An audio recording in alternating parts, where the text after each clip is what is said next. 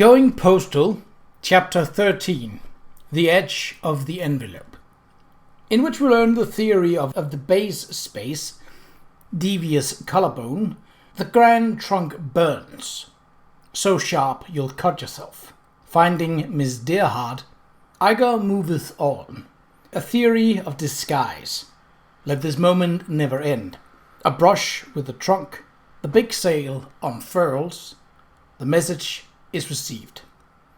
Mostrom Ridgely, Arch-Chancellor of Unseen University, levelled his cue and took careful aim. The white ball hit a red ball, which rolled gently into a pocket. This was harder than it looked, because more than half of the snooker table served as the Arch-Chancellor's filing system, which Ridgely practiced the first available surface method of filing on. And indeed, to get to the hole, the ball had to pass through several piles of paperwork, a tankard, a skull with a drivelly candle on it, and a lot of pipe ash. It did so. "Well done, Mr. Stippens," said Ridgely. "I call it base space," said Ponder Stippens proudly. "Every organization needs at least one person who knows what's going on and why it's happening and who is doing it. And at UU, this role was filled by Stippens, who often wished it wasn't.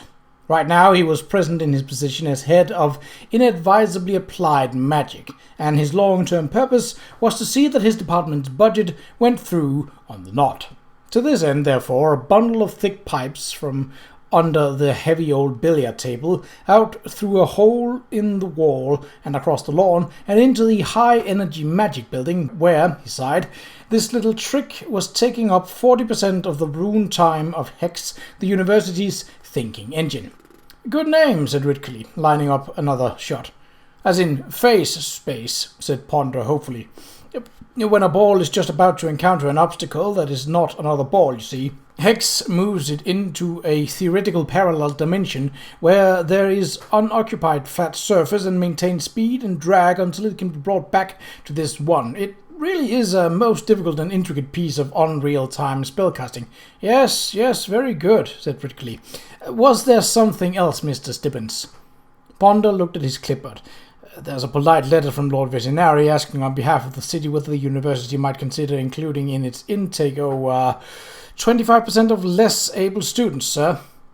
Ridgely potted the black through a heap of university directives.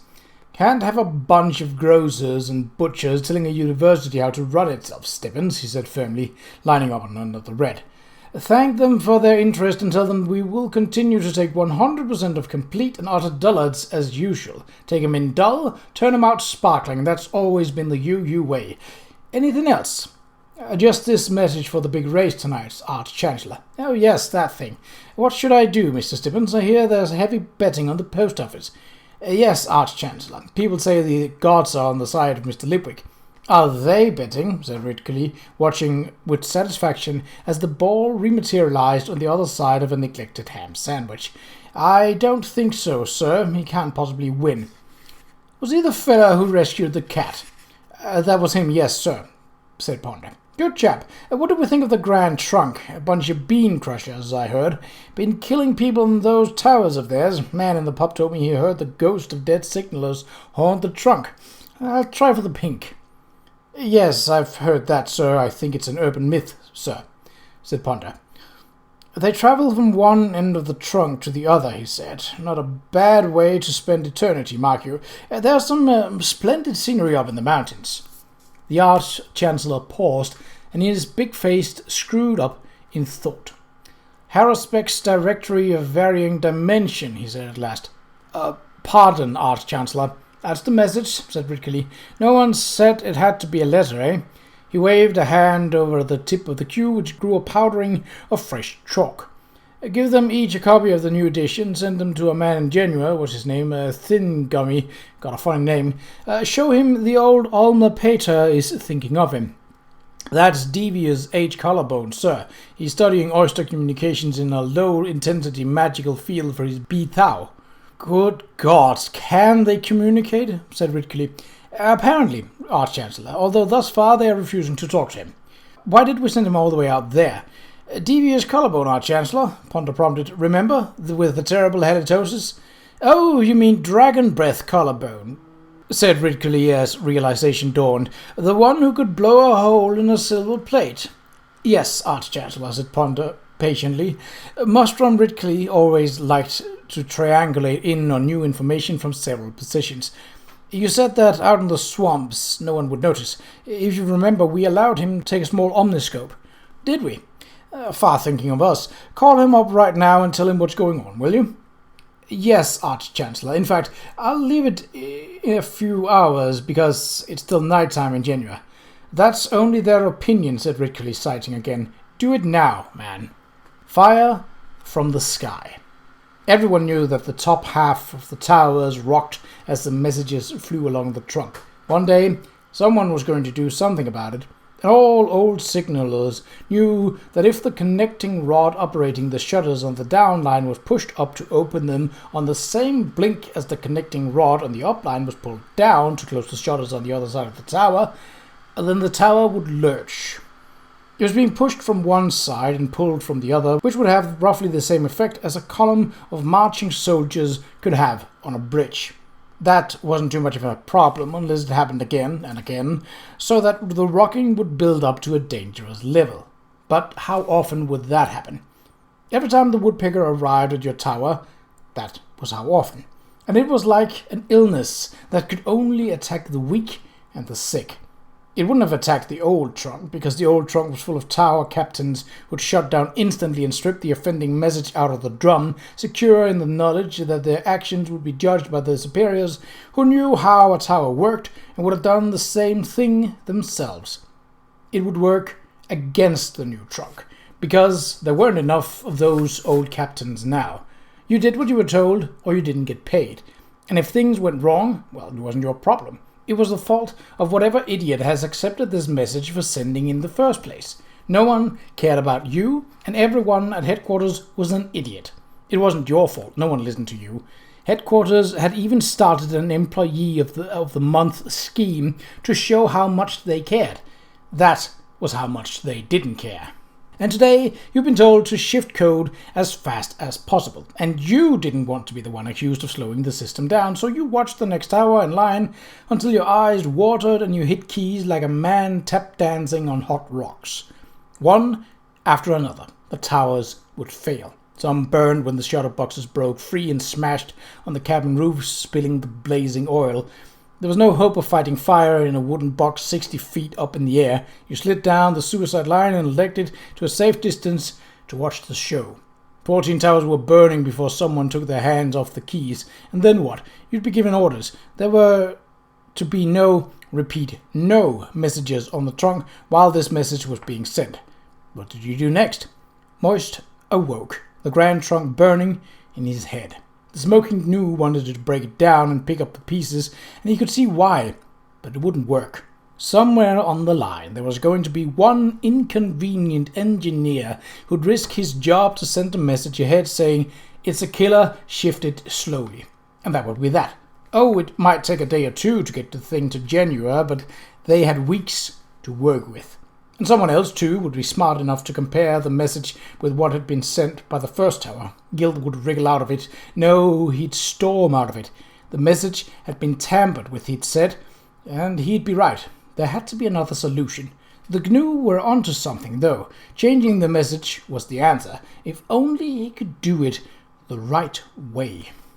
Moist awoke. He was at his desk, and someone had put a pillow under his head. When was the last time he had actually slept in a decent bed? Oh yeah, the night that Mr. Pomp had caught him. He'd spent a couple of hours in a rented bed that had a mattress that didn't actually move and was not full of rocks. What bliss that was. His immediate past life scampered before his eyes, and he groaned. "Good morning, Mr. Lipwick," said Mr. Pomp from the corner. "Your razor is sharp, the kettle is hot, and I am sure a cup of tea is on the way." What time is it?" "Noon, Mr. Lipwick. You did not get in until dawn," the golem added reproachfully. Moist groaned again. 6 hours of the race. And then so many pigeons would come home to roost. It'd be like an eclipse. "There is much excitement," said the golem, as Moist shaved. "It has been agreed that the starting line will be in Sator Square." Moist stared at his reflection, barely listening. He always raised the stake automatically. Never promised to do the possible. Anyone could do the possible. You should promise to do the impossible. Because sometimes the impossible was possible. If you could find the right way, and at least you could often extend the limits of the possible, and if you failed, well, it had been impossible. But he'd gone too far this time. Oh, it'd be no great shame to admit that a coach and horses couldn't travel at 1,000 miles an hour, but guilt would strut about it, and the post office would remain just a little old-fashioned thing behind the times, small and unable to compete. Guilt would find some way to hold onto the grand trunk, cutting even more corners, killing people out of greed. "Are you all right, Mr. Lipwick?" said the golem behind him. Moist stared into his own eyes and what flickered in the depth. "Oh boy." "You have cut yourself, Mr. Lipwick," said Mr. Pump. "Mr. Lipwick." Shame I missed my throat, Moist thought. But that was a secondary thought, edging past the big dark one now unfolding in the mirror. "Look into the abyss, and you'll see something growing, reaching toward the light." It whispered, "Do this. This will work. Trust me." Oh boy, it's a plan that will work, Moist thought.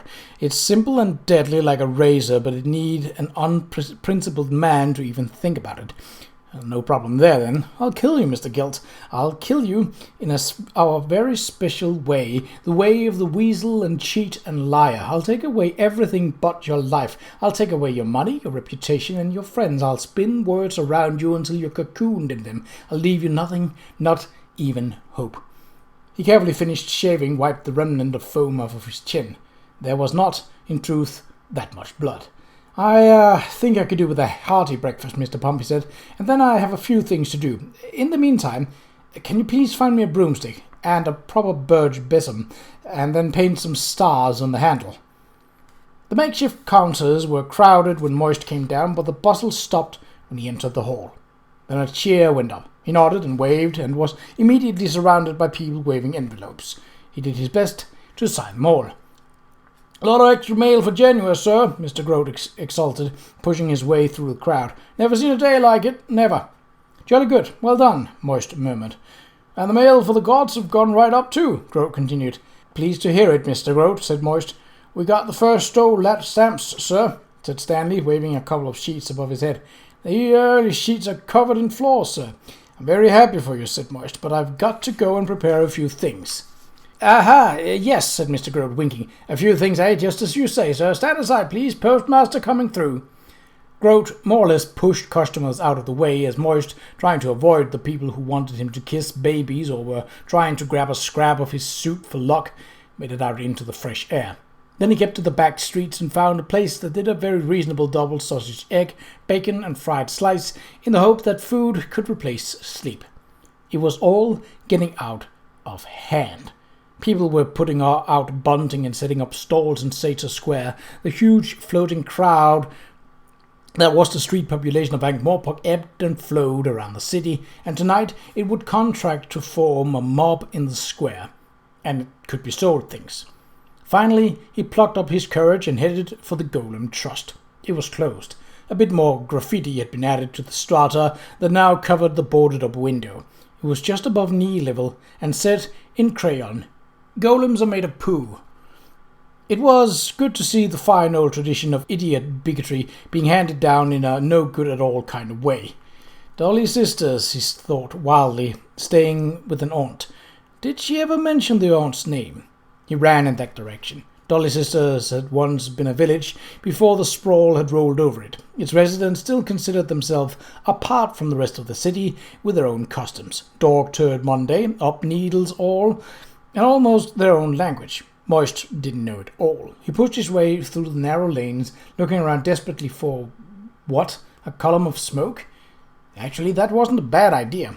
He reached the house 8 minutes later and hammered on the door. To his relief, she opened it and stared at him. She said, "How?" He said, "Tobacconists. Not many women around have 100-a-day habit." "Well, what do you want, Mr. Clever?" "If you help me, I can take guilt for everything he's got," said Moist. "Help me, please?" "On my honor as a totally untrustworthy man." That at least got a brief smile, to be replaced almost immediately by the default expression of deep suspicion. Then some inner struggle resolved itself. You'd better come into the parlour, she said, opening the door all the way. The room was small, dark, and crowded with respectability. Moist sat on the edge of a chair, trying not to disturb anything, while he strained to hear women's voices along the hallway. Then Miss Dearheart slipped in and shut the door behind her. "I hope this is all right with your family," said Moist. I told them we were courting," said Miss Dearheart. "That's what parlours are for." The tears of joy and hope in my mother's eye were a sight to see. "Now, what do you want?" "Tell me about your father," said Moist. "I've got to know how the Grand Trunk was taken over. Have you still got any paperwork?" "It won't do any good. A lawyer looked at them and said it would be very hard to make a case." "I intend to appeal to a higher court," said Moist. "I mean, we can't prove a lot of things, not actually prove," Miss Dearheart protested. "I don't have to," said Moist. "The lawyer said it would take month and month of work to," she went on, determined to find a snag. "I'll make someone else pay for it," said Moist. "Have you got books, ledgers, anything like that?" "What exactly are you intending to do?" Miss Dearheart demanded. "Honestly, it's better if you don't know. It really is. I know what I'm doing, Spike. But you shouldn't." "Well, there's a big box of papers," said Miss Dearheart uncertainly. "I suppose I could just sort of leave it in here while I'm tidying up." "Good. But can I trust you?" "On this? My gods, no. Your father trusted guilt, and look what happened. I wouldn't trust me if I was you. But I would if I was me. The funny thing is, Mr. Lipwick, that I find myself trusting you all the more when you tell me how untrustworthy you are," said Miss Dearheart. Moist sighed. "Yes, I know, Spike. Wretched, isn't it? It's a people thing. Could you fetch the box, please?" She did so with a puzzled frown. It took all afternoon, and even then Moist wasn't sure, but he'd filled a small notebook with scribbles. It was like looking for piranhas in the river choked with weeds. There were a lot of bones on the bottom, but although sometimes you thought you glimpsed a flash of silver, you could never be sure you'd seen a fish. The only way to be sure was to jump in yourself. By 4:30, Sator Square was packed. The wonderful thing about the golden suit and the hat with wings was that if Moist took them off, he wasn't him anymore. He was just a nondescript person in unmemorable clothes and a face that you might vaguely think that you'd seen somewhere before. He wandered through the crowd heading toward the post office. No one gave him a second glance. Most didn't even bother with the first. In a way he'd never realized until now. He was alone. He'd always been alone. It was the only way to be safe. The trouble was, he missed the golden suit. Everything was an act, really. But the man in the golden suit was a good act. He didn't want to be a person you forgot, someone who was one step above a shadow. Underneath the winged hat, he could perform miracles, or at least make it appear that miracles had been performed, which was nearly as good. He'd have to perform one in an hour or two. That was certain. Oh, well. He went around the back of the post office and was about to slip inside when a figure in the shadow said, "Psst." "I suspect you meant psst," said Moist. St. Alex stepped out of the shadows. He was wearing his old Grand Trunk, donkey jacket, and huge helmet with horns on. "We're running slow with the canvas," he began. "Why the helmet?" said Moist. "It's a disguise," said Alex. "A big horned helmet?" "Yes, it makes me so noticeable that no one will suspect I'm trying not to be noticed, so they won't bother to notice me."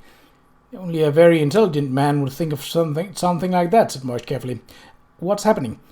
"We need more time," said Alex. "What? The race starts at 6. It won't be dark enough. We won't be able to get the sails up until past at least. We'll be spotted if we poke our head over the parapet before then." "Oh, come on. The other towers are too far away." "People on the road aren't," said Alex. Blast. Moist had forgotten about the road. All it would take later was someone saying he'd seen people on the old wizarding tower. "Listen, we got it all ready to rise," said Alex, watching his face. "We can work fast when we're up there. We just need half an hour of darkness, maybe a few minutes more." Moist bit his lip. "Okay, I can do that, I think. Now, get back there and help them, but don't start until I get there. Understand? Trust me." "I'm saying that a lot," he thought after the man had hurried away. "I just hope they will." He went up to his office. The golden suit was on its hanger, and he put it on. There was work to do. It was dull, but it had to be done, and so he did it. At 5:30, the floorboards creaked as Mr. Pumped walked into the room dragging a broomstick behind him. "Soon it will be time for the race, Mr. Lipwick," he said. I must finish a few things. There's letters here from builders, architects. Oh, and someone wants me to cure their wards. I really have to deal with the paperwork, Mr. Pump. In the privacy of Reacher Guild's kitchen, Iger very carefully wrote a note. There were niceties to be observed, after all. You didn't just leg it like a thief in the night. You tidied it up, made sure the larder was stocked, washed the dishes, and took exactly what you were owed from the petty cash box. Shame, really. It had been a pretty good job. Guild hadn't expected him to do much, and Iger had enjoyed terrorizing the other servants. Most of them, anyway. "It is so sad that you're going, Mr. Iger," said Miss Glowberry, the cook. She dabbed at her eyes with a handkerchief. "You've been a real breath of fresh air."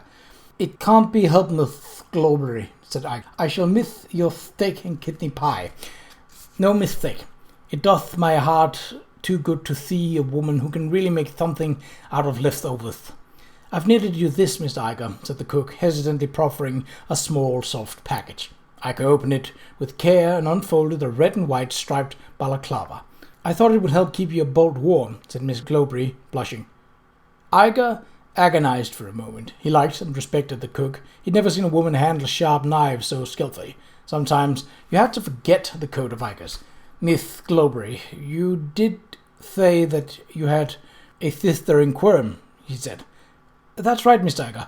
Now would be a very good time for you to go and visit her," said Iger firmly. "Do not ask me why. Goodbye, dear Miss Glowberry. I shall remember your liver with fondness." Now it was 10 minutes to 6. "If you leave now, Mr. Lipwick, you will be just in time for the race," said the Golem rumbled from the corner. "This is work of civic importance, Mr. Pump," said Moist severely, reading another letter. "I am showing rectitude and attention to duty." "Yes, Mr. Lipwick." He let it go on until 10 minutes past the hour, because it would take 5 minutes to get to the square at a nonchalant saunter. With the Golem lumbering beside him in something approaching the antithesis of either nonchalance or sauntering, he left the post office behind. The crowd in the square parted at his approach, and there were cheers and some laughter when people saw the broomstick over his shoulder. It had stars painted on it, and therefore it must be a magic broomstick. Of such beliefs, fortunes are made. Find the lady, find the lady. There was a science to it in a way. Of course, it helped if you found out how to hold 3 cards in a loose stack. That was really the key. Moist had learned to be good at that, but he found mere mechanical tricks a bit dull and a bit beneath him. There were other ways to mislead, to distract, and to anger. Anger was always good. Angry people made mistakes. There was a space in the center of the square around the stage, on which Lead Pipe Jim sat proudly. The horses gleamed, the coachwork sparkled in the torchlight, but the group standing around the coach sparkled rather less. There were a couple of people from the trunk, several wizards, and of course Otto Creek, the iconographer. They turned and welcomed Moist with expressions ranging from relief to deep suspicion. "We were considering disqualification, Mr. Lipwick," said Ridcully, looking severe. Moist handed the broom to Mr. Pump. "I do apologize, Arch-Chancellor," he said. "I was checking some stamp designs and completely lost track of time. Good evening, Professor Pelk." The professor of morbid bibliomancy gave him a big grin and held up a jar. "And Professor Goitre," he said. "The old chap thought he'd like to see what all the fuss is about." "And this is Mr. Pony of the Grand Trunk," said Ridcully. Moist shook hands with the engineer. "Mr. Guild not with you," he said, winking. "He's, watching from his coach," said the engineer, looking nervously at Moist. "Well, since you're both here, Mr. Stibbins will hand you both a copy of the message," said the Arch-Chancellor. "Mr. Stibbins?" 2 packages were handed over. Moist undid his and burst out laughing. "But it's a book," said Mr. Pony. "It'll take all night to code. So there's diagrams." "Okay, let's dance," thought Moist, and moved like a cobra. He snatched the book from the startled pony, thumbed through it quickly, grabbed a handful of pages, and ripped them out to a gasp from the crowd. "There you are, sir," he said, handing the pages over. "There is your message, pages 79 to 128. We'll deliver the rest of the book, and the recipient can put in your pages in later if they arrive." He was aware of Professor Pelk glaring at him and added, "And I'm sure it can be repaired very neatly." It was a stupid gesture, but it was big and loud and funny and cruel, and if Moist didn't know how to get the attention of a crowd, he didn't know anything.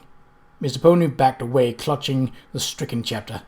"I didn't mean," he tried, but Moist interrupted with, "After all, we got a big coach for such a small book." It's just that pictures take time to code, Mr. Pony protested. He wasn't used to this sort of thing. Machinery did not answer back. Moist allowed a look of genuine concern to cross his face. Yes, that does seem unfair, he said, and turned to ponder Stibbins. Don't you think that's unfair, Mr. Stibbins? The wizard looked puzzled. But once they've coded it, it will only take them a couple of hours to send it to Genua, he said.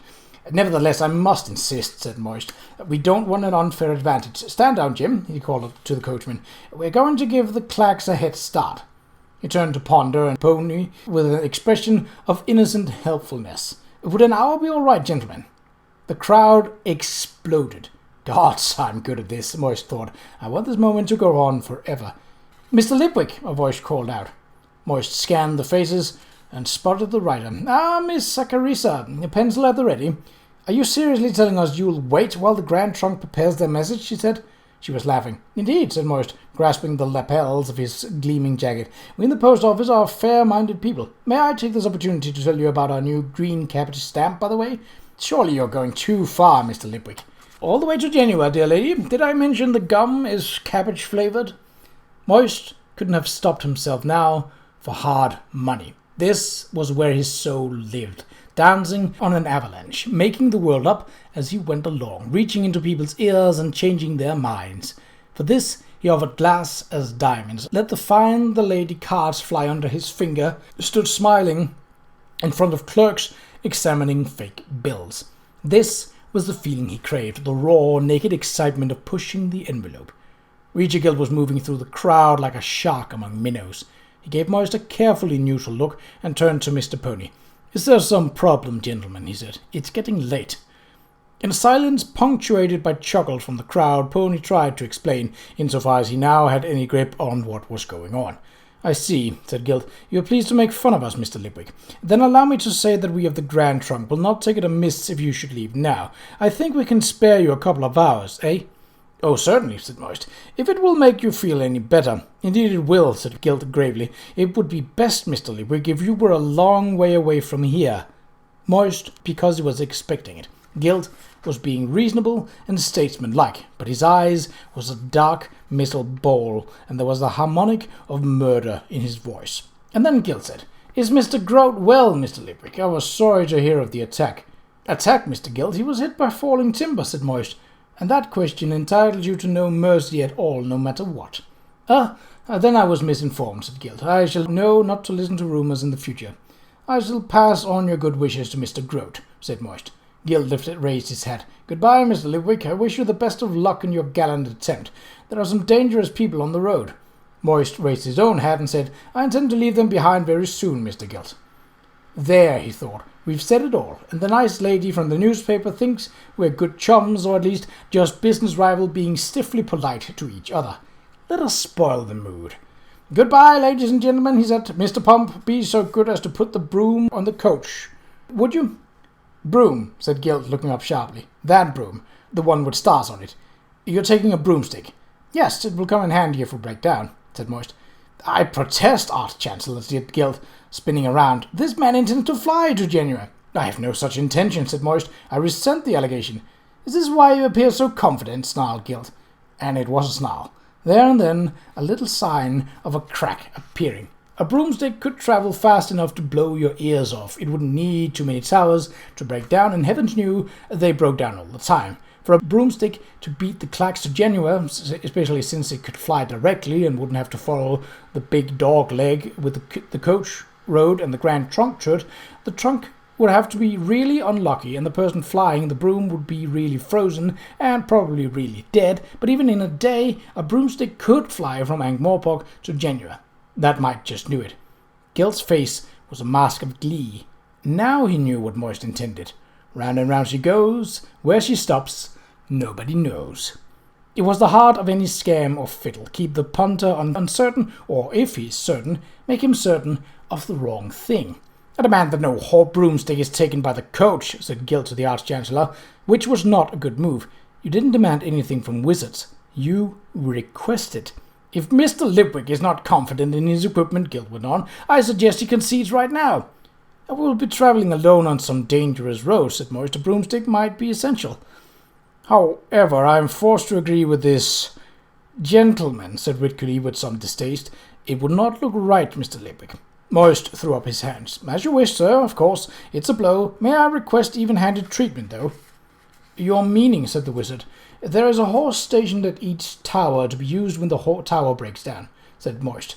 That's normal practice, snapped Gilt. Only in the mountains, said Moist calmly, and even then only in the most isolated towers, but today I suspect there is one at every tower. It's a Pony Express, Arch-Chancellor. Apologies to Mr. Pony. They could easily beat our coach without sending a word of code.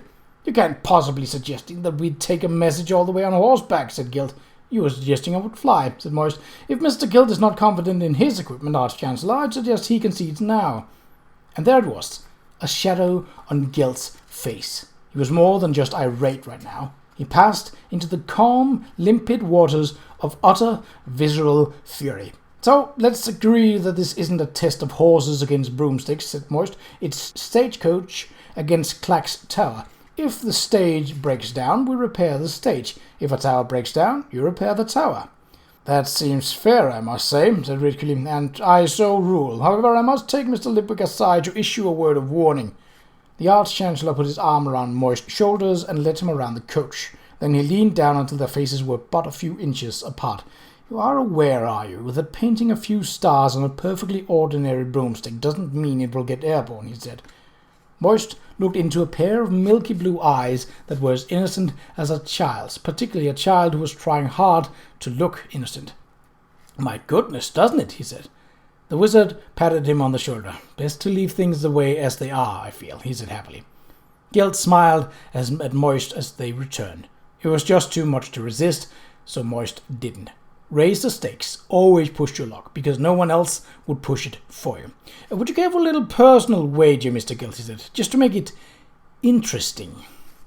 Gilt handled it well if you couldn't read the tells, the little signs. Dear me, Mr. Lipwick, do the gods approve of gambling, he said, and gave a short laugh. What is life but a lottery, Mr. Gilt?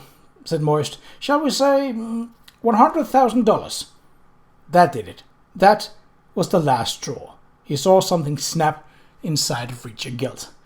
100,000. Where would you lay your hands on that kind of money, Lipwick? Oh, I just placed them together, Mr. Gilt. Doesn't everyone know that? Said Moist.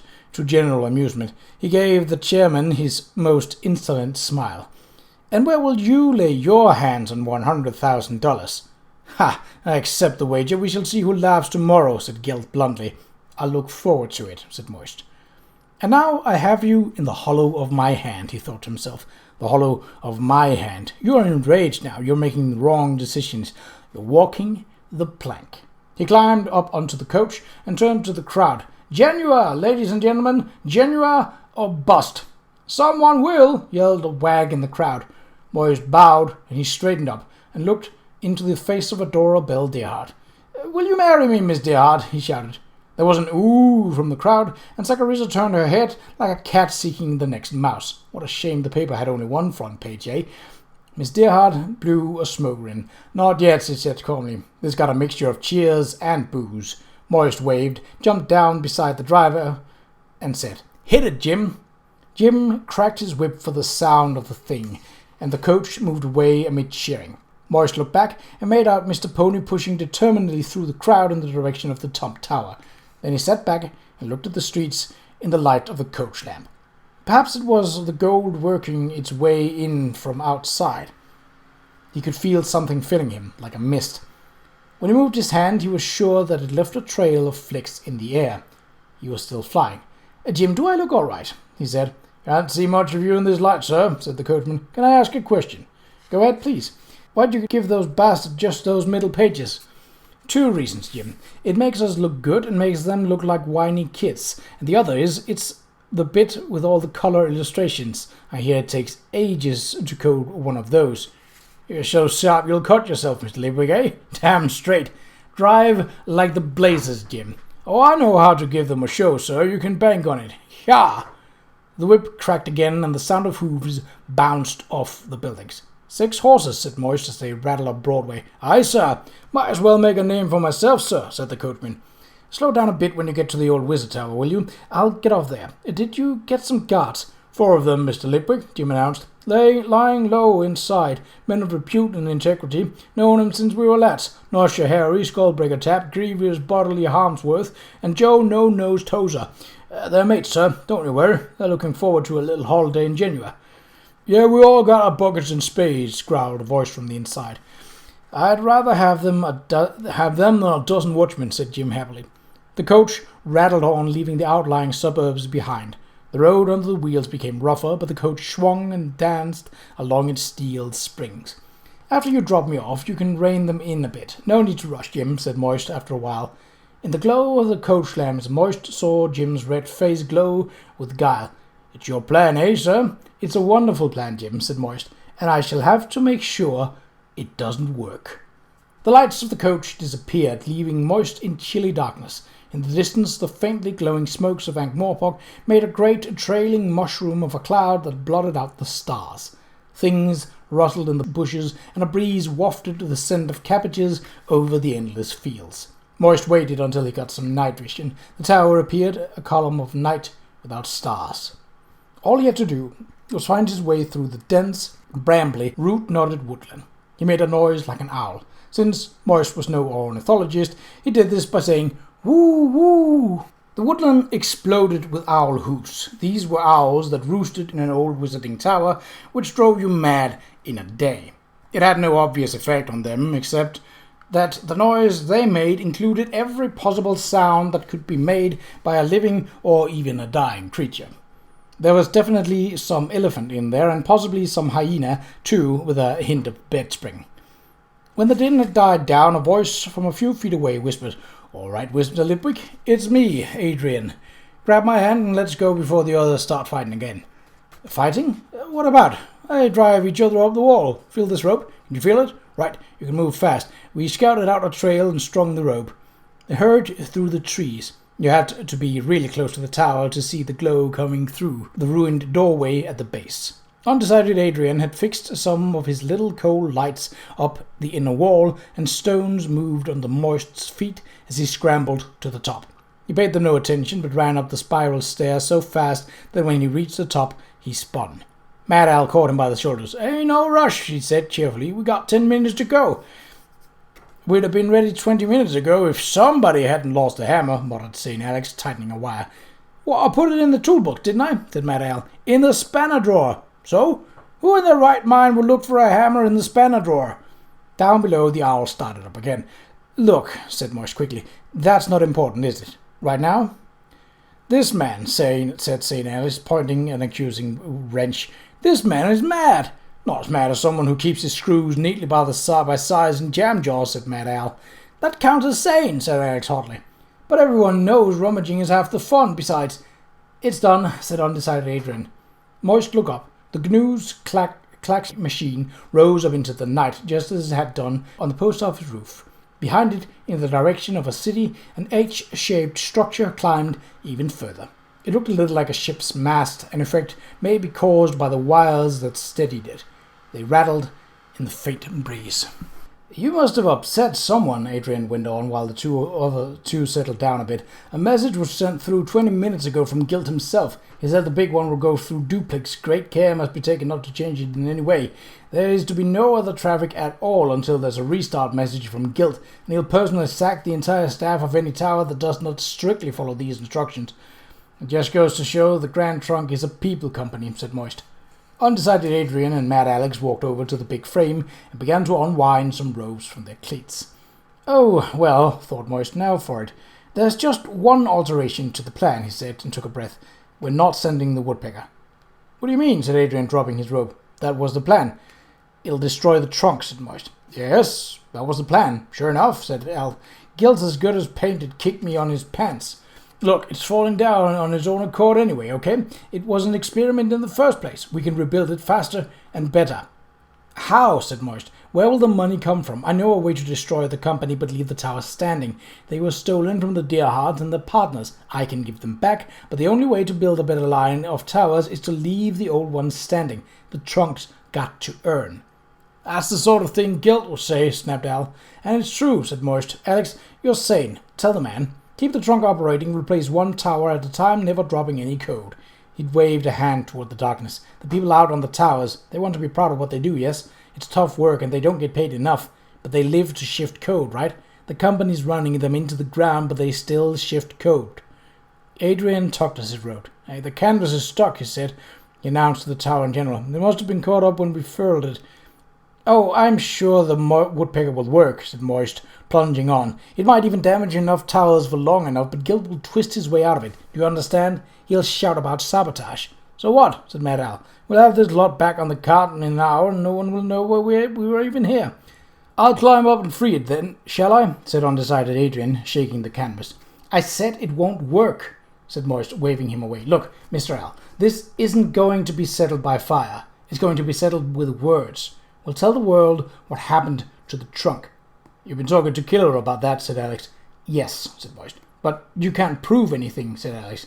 "We heard it was all legal." "I doubt it," said Moist, "but that doesn't matter. I don't have to prove anything. I said this is about words, and how you can twist them, and how you can spin them in people's heads so that they think the way you want them to. We'll send a message of our own, and do you know what? The boys in the towers will want to send it, and when people know what it says, they'll want to believe it, because they'll want to live in a world where it's true.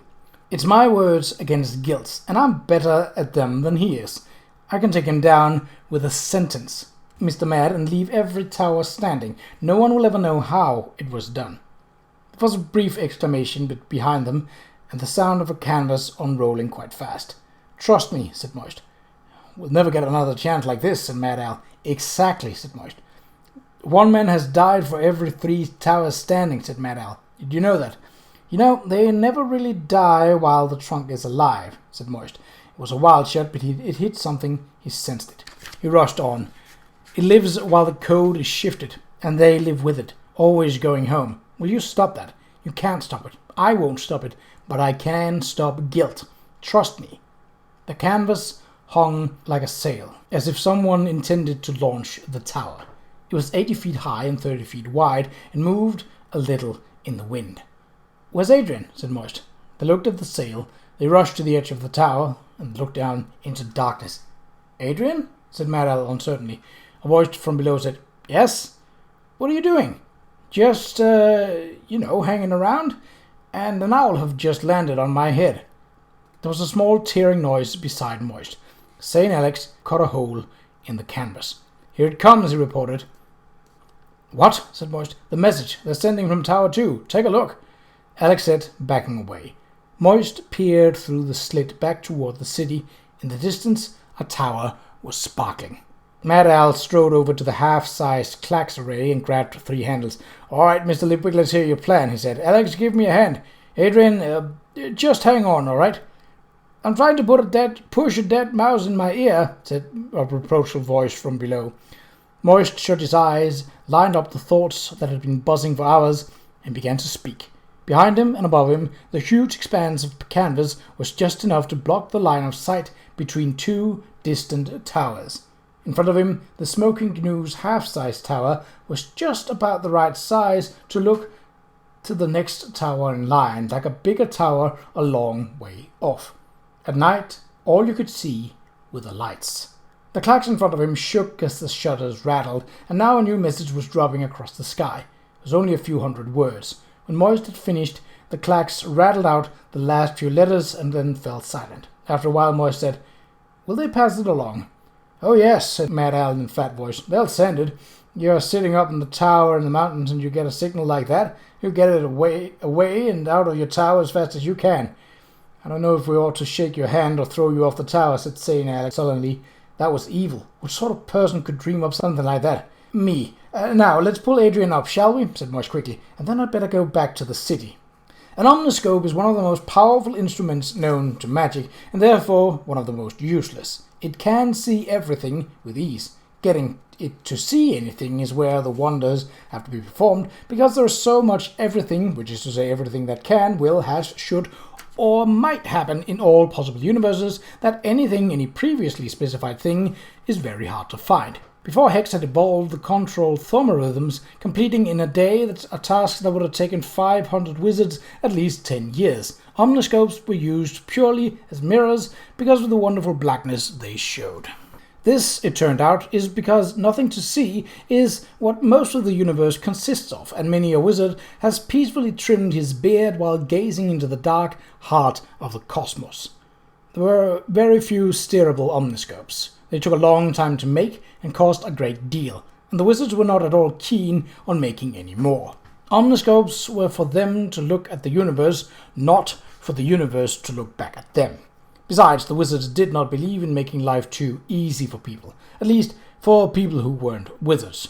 An omniscope was a rare, treasured, and delicate thing. But today was a special occasion, and they had thrown open the doors to the richer, cleaner, and more hygienic sections of Ankh-Morpork society. A long table had been set for second tea, nothing too excessive, a few dozen roast fowls, a couple of cold salmon, 100 linear feet of salad bar, a pile of loaves, 1 or 2 kegs of beer, and of course the chutney, pickle, and relish train, one trolley not being considered big enough. People had filled their plates and were standing around chatting and, above all, being there. Moist slipped in unnoticed for now because people were watching the university's biggest omniscope. Arch-Chancellor Ridcully thumbed the side of the thing with his hand, causing it to rock. "It's still not working, Mr. Stippens," he bellowed. "Here's that damn enormous fiery eye again." "I'm sure we have the right," Ponder began, fiddling with the rear of the big disc. "It's me, sir, Devious Collarbone, sir," said a voice from the omniscope. The fiery eye pulled back and was replaced by an enormous fiery nose. "I'm here at the terminal tower, sir, in January. Sorry about the redness, sir. I've picked up an allergy to seaweed, sir." "Hello, Mr. Collarbone," yelled Ridcully. "How are you? How's the shellfish research?" murmured Ponder Stippens. "Shellfish research coming along?" "Not very well, actually, sir. I've developed a nasty—" Good, lucky chap," Ridcully yelled, cupping his hands to increase the volume. "I wouldn't mind being in January myself at this time of year. Sun, sea, surf, and sand, eh? Actually, it's the wet season, sir, and I'm a bit worried about the fungus that's growing on the Omni—" "Wonderful," shouted Ridcully. "Well, I can't stand here and chew your fat all day. Has anything arrived? We're agog." "Could you just stand a little bit further back, Mr. Collarbone, please?" said Ponder. "And you don't really need to speak so loudly, Arch-Chancellor." "Chap's a long way away, man," said Ridcully. "Not as such, sir," said Ponder, with well-honed patience. "Very well, Mr. Collarbone, you may proceed." The crowd behind the Arch-Chancellor pressed forward. Mr. Collarbone backed away. This was all a bit too much for a man who spent his days with no one to talk to but bivalves. "I've had a message by Clax, sir, but—" he began. "Nothing from the post office," said Ridcully. "No, sir, nothing, sir." There were cheers and boos and general laughter from the crowd. From his shadowy corner, Moist saw Lord Vetinari right by the Arch-Chancellor. He scanned the rest of the crowd and spotted Reachy Guild standing off to one side and, surprisingly, not smiling. And Guild saw him. One look was enough. The man wasn't certain. Not totally certain. "Welcome to fear," said Moist to himself. "It's hope turned inside out. You know it can't go wrong. You're sure it can't go wrong. But it might. I've got you." Devious Collarbone coughed. But I don't think this is the message Arch-Chancellor Ridcully sent," he said, his voice gone squeaky with nervousness. "What makes you think that, man?" "Because it says it isn't," Collarbone quavered. "It says it's from dead people." "You mean it's an old message?" said Ridcully. No, sir. I'd better read it, shall I?" "Do you want me to read it?" "That's the point, man." In the big disc of glass, Collarbone cleared his throat. "Who will listen to the dead? We who died so that words could fly demand justice now. These are the crimes of the Board of the Grand Trunk: theft, embezzlement, breach of trust, corporate murder."